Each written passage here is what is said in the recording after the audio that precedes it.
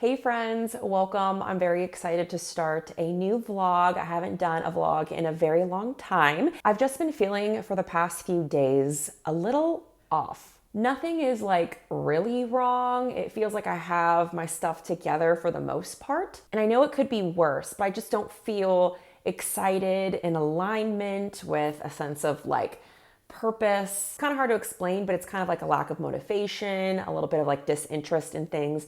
I typically and normally am really enthusiastic about like my hobbies, and this is really dangerous territory for me to be in because we have winter starting and the sun is setting so much faster, and this idea of like wanting to enjoy life outside of work is feeling like it's in a tenuous situation with the way my mood has kind of been shifting at the end of last week. So I'm hoping if I set this intention with this vlog to really focus on being present with myself as I move through this work week. I'm trying to see it as a little bit of like a reset. I want to be excited about life and feel creative and like I have a life. It's not just to work, and I just don't want to be scrolling on my phone thinking negative thoughts about myself and the world. So this week I'm just going to be vlogging the journey, being, open, honest, and raw. Like I'm not even caring what I look like. We're just gonna live life, be present,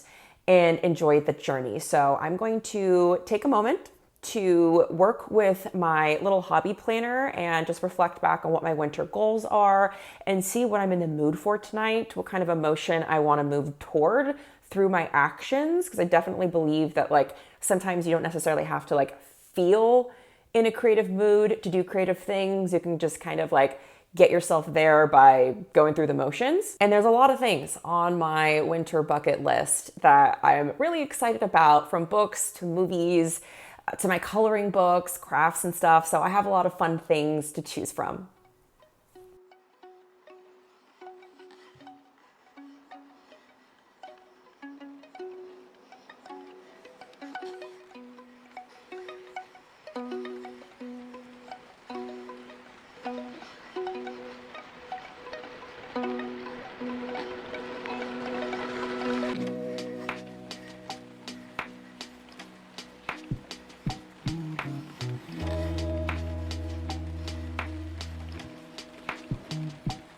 There's a part of me that wishes when I started Night in the Woods that I would have used a playthrough guide that would have allowed me to make sure I hit all of the spots I needed to in this world, because it's a lot more open-ended than I initially thought and what I'm previously used to with the games I've played so far on PS5. I just finished playing Roki, and that one was a very linear game.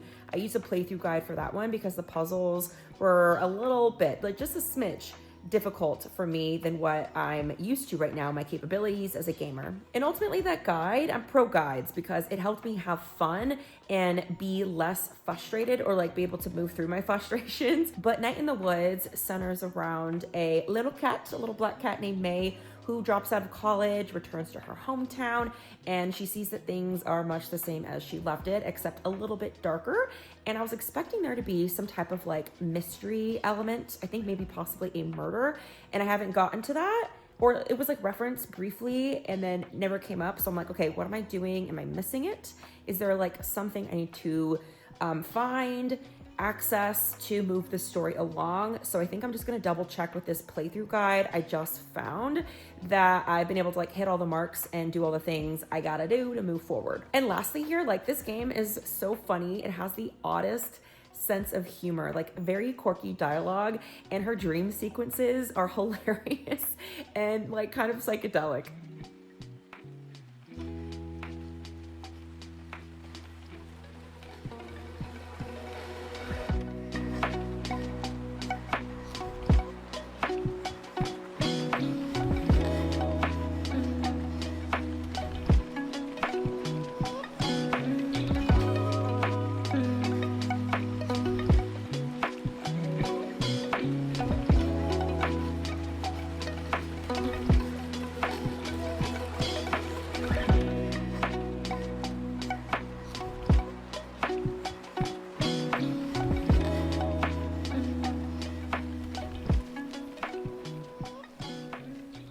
I think it was a week ago that I decided that I was going to gift myself for Christmas this really cute book box from an indie author, Katrina Bell.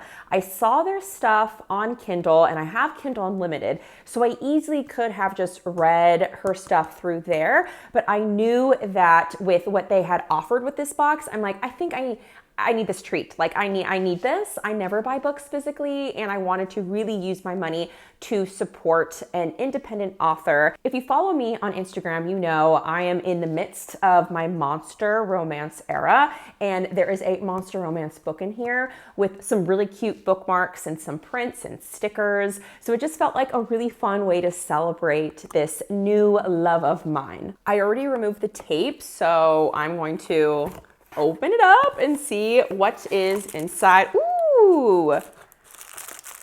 Oh my God, how cute. I have like these little Brock's peppermint candies, and it's perfectly thematic because this is a holiday romance book. So I'll put these to the side.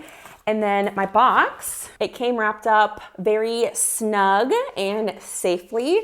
So I'm gonna open this up, and I already see some like sparkles, some glitter, and that makes my heart so very happy. And we have a note. We have a little note from the author and this really cute stationery. It's like personalized. What a beautiful little specimen. Some stickers on the very front.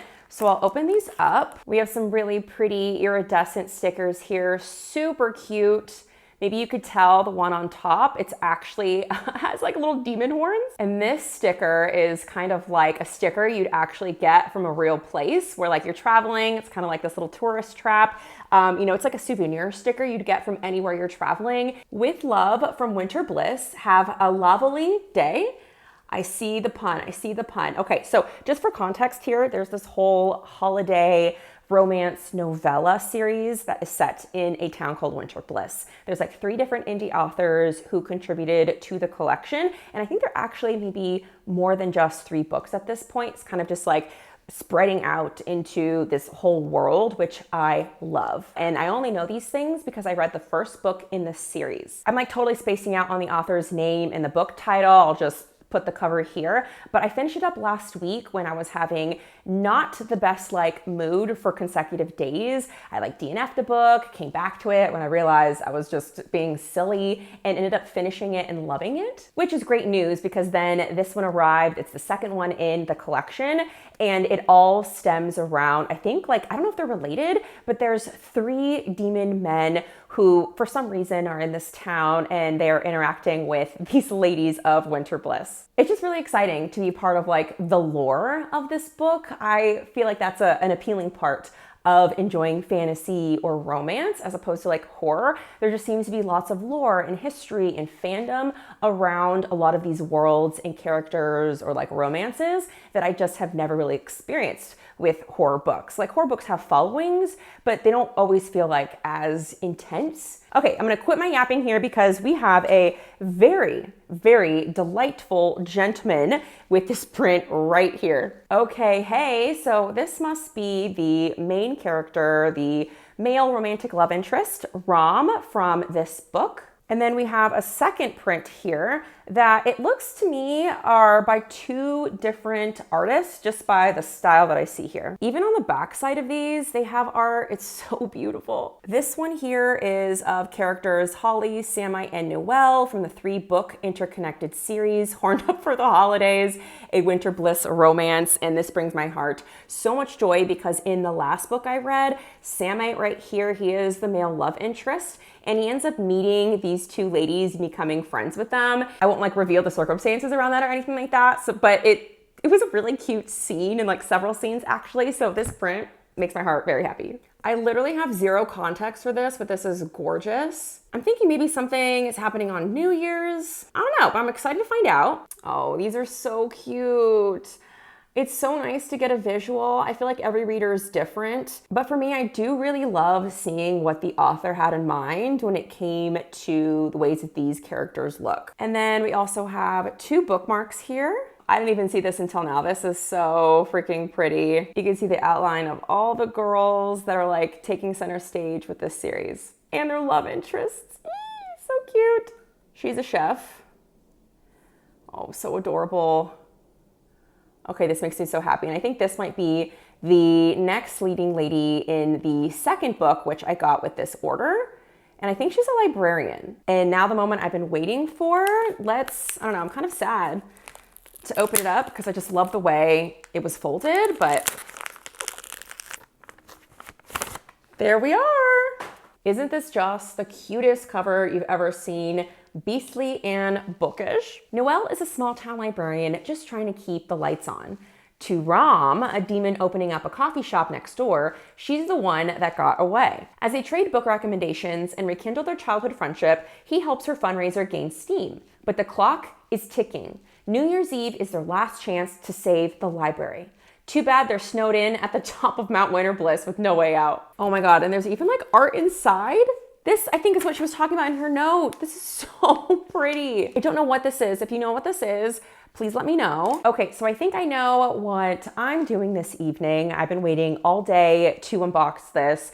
There's so much joy around this. I love that this gives me the opportunity through the bookmark, the print, the stickers, taking it slow with this book. Like all this just gives me such an excuse to like relish in a book, to slow me down, to really savor and not just like try to check off my entire winter Christmas TBR. So I'm gonna get into my cozy house clothes, put on a thematic ambiance on my TV, maybe make myself a little hot chocolate, get a little snacky snack, and I am gonna read Beastly and Bookish, taking another trip down to Winter Bliss.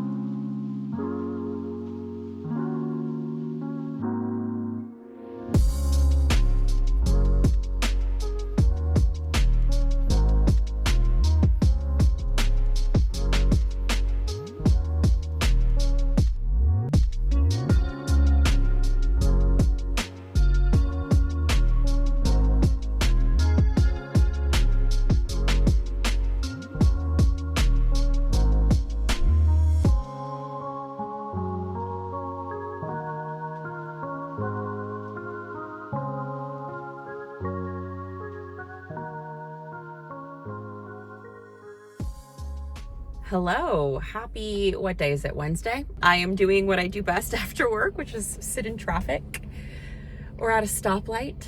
And I am so ravenously hungry. But all in all, a good day. I've been having a great week. And honestly, yesterday I left work feeling so good and so successful, which is honestly kind of rare. And having a nice day where I felt like everything was like emotionally consistent for me makes coming home and transitioning to the homebody life a little bit more smooth and less effortful, because there's less negative emotions and anxiety that I have to process to get myself grounded again. It's moments like these where I'm reminded how crucial it is to prep yourself for not your work week, but like what you do after work when you come home. Like right now, I'm so like discombobulated and I had a good day and I'm not even like grounded enough to kind of think about what I want to do and how I want to spend my free time for the rest of the evening. So thank goodness I like kind of plan and prep before, and I know what I'm getting myself into.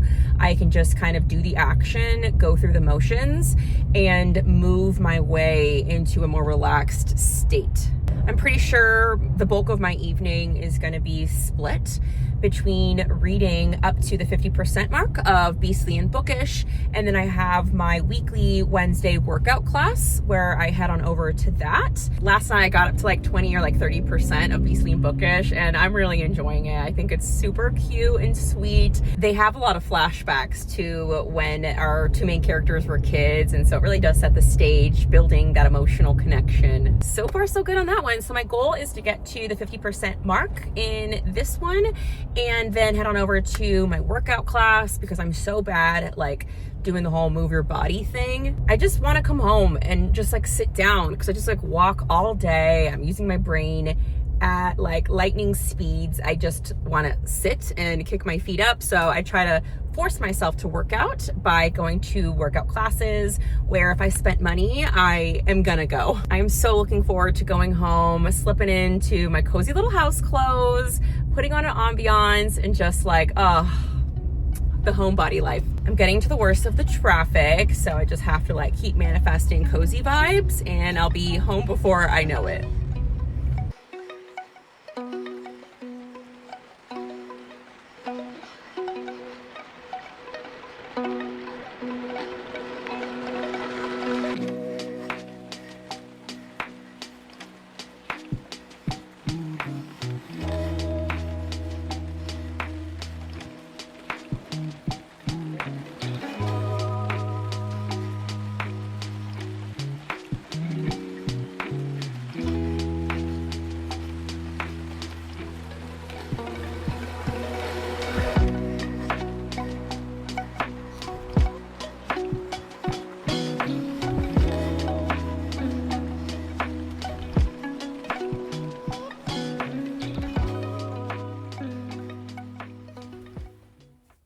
It's Thursday and I just got home. Can't I just say I'm having the best work week I've had in a long time. I don't know if it has to do with like really focusing on my hobby life when I come home.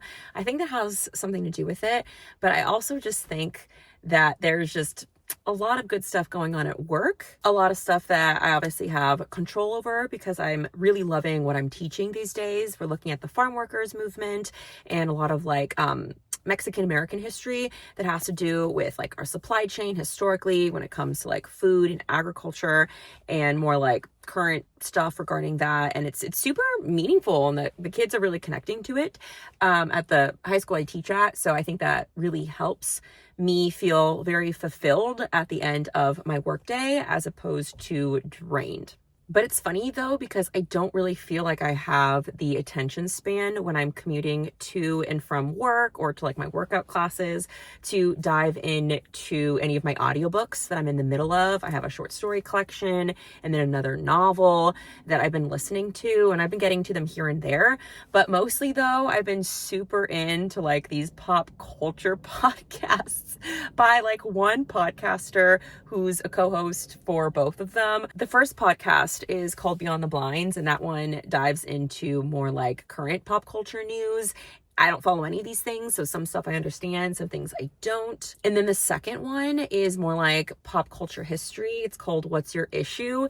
And the co-hosts have one older magazine they dive into, and it's like old in the sense of like 80s, 90s, early 2000s, and they just kind of go through it cover to cover, and they kind of have their little commentary in between all of that, and it's fun because they know so much, and they're also just so funny. And it's the kind of lighthearted stuff that I need at the start and end of my workday. Just kind of gives me a few little giggles and keeps me kind of interested because they're very, compassionate people. They're hilarious, but at their core, all of these podcasters really just come from a sense of like great care for celebrities. They're not just like knocking them.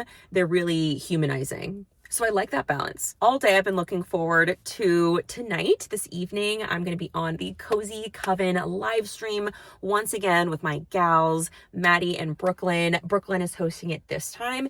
And I only really have two things I want to get to.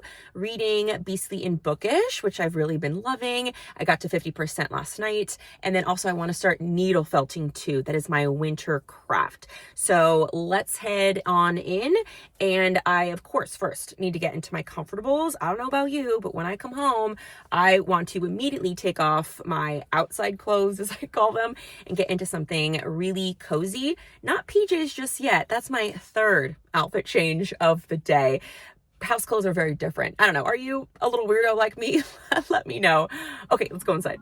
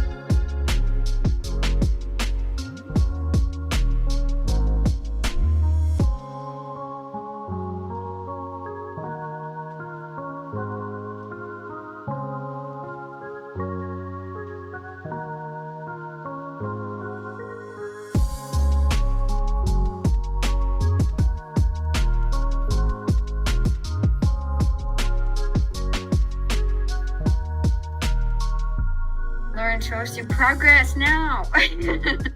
So cute. So I think I just found my new favorite hobby. I'm so surprised by how easy and straightforward it was for me, a complete beginner to needle felting, to pick this up. I mean, once I found my needles, like that took me a good 5 minutes.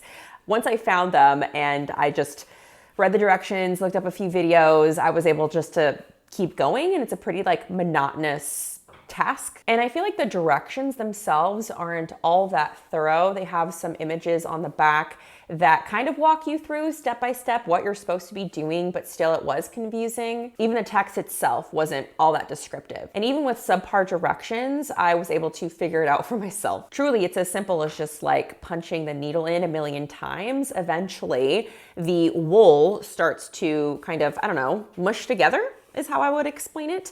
And it becomes kind of one big solid. But my question is, how am I going to make the little arms and feet 3D? There's no separate pieces that I add on to it.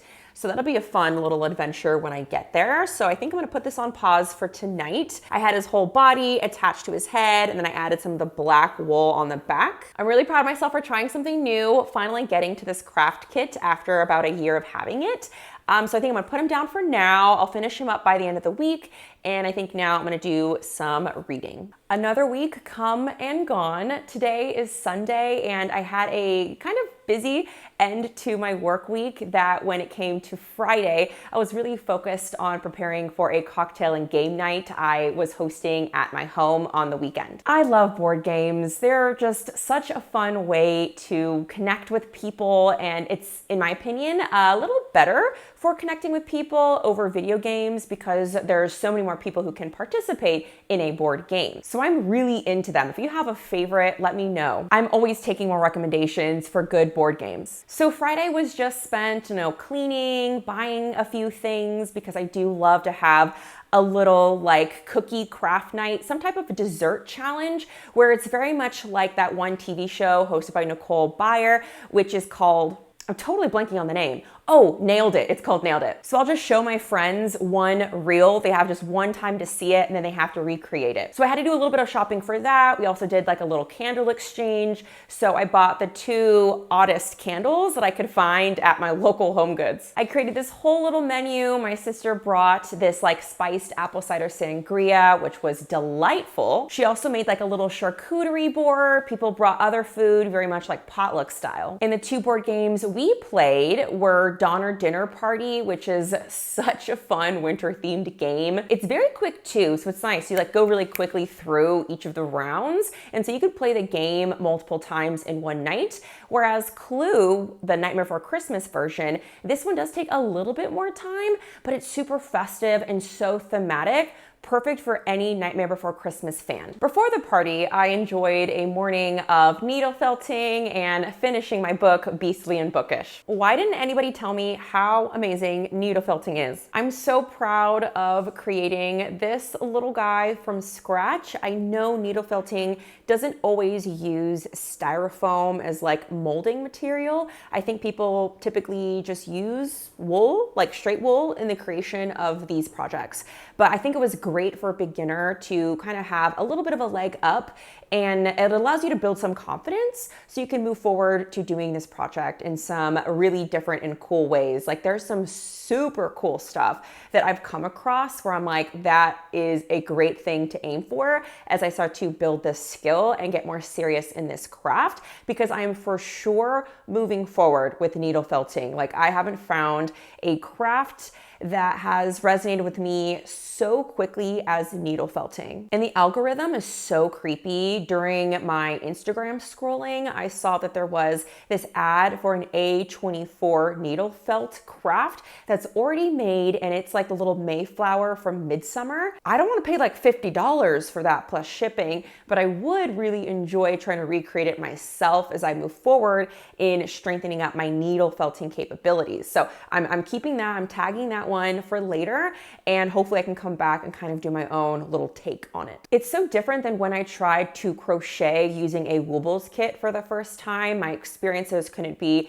any more different. This was so relaxing. Saturday morning, I had my cup of coffee. I was like lounging on my couch, feeling super cozy with all my blankies. And I was just, whittling away with my little needle and adding the little arms and trying to figure out the legs, which were kind of a struggle. And I kind of had to do my own thing, which was different than the directions. But it was fun. It was a journey. It was a little bit challenging, which made things interesting, but it wasn't like overly out of, my zone of capabilities.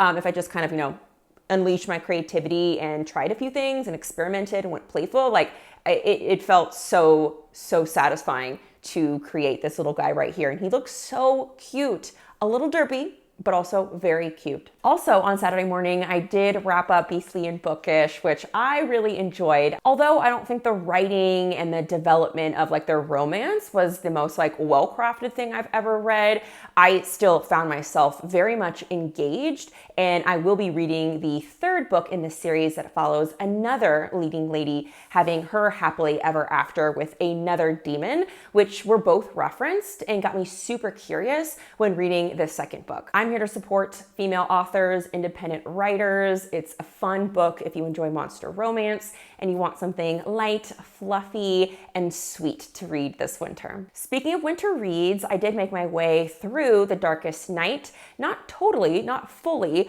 but enough I think I can speak to my experience reading this collection. So I don't have a lot of positive things to say, unfortunately. I think I'm around the 80% mark, and I don't have all that many 5 stars with these stories. This is a very new short story collection. It came out this fall, I believe, and there's a lot of heavy hitters here who contributed to this anthology that centers all around just like winter horror, supernatural stuff, like the elements of the genre are very diverse and varied. But sadly, there's not all that many that resonated with me personally, but there are a few I will shout out. Like the first story that got me so hyped and ready for this book was written by Gwendolyn Keist, and I love that one because it has a theme that centers around generational trauma.